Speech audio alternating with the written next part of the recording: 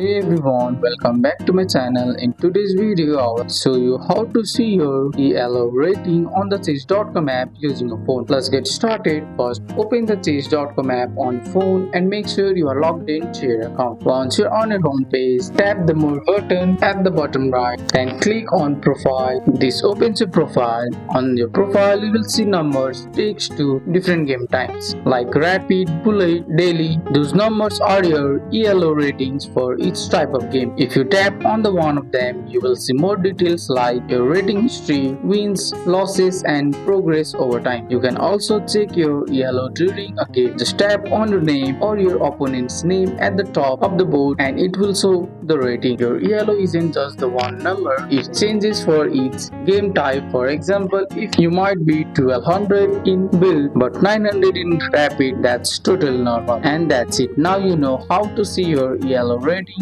on chess.com app using a phone. That's all for today's video, guys. I hope you guys like this video. If you found this video helpful, drop a like, subscribe for more videos. Thanks for watching. See you in the next one.